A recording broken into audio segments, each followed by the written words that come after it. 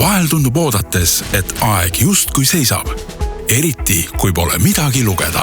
Õnneks on sul Elisa raamat, mille valikus on üle 4000 raamatu ja ajakirja.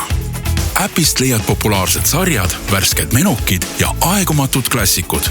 Lugeda saad ka ilma internetiühenduseta, reisil, lennukis või suisa maailma tipus. Äpp loeb sulle mis iganes raamatu ette. Nii võid tegeleda mitme asjaga korraga.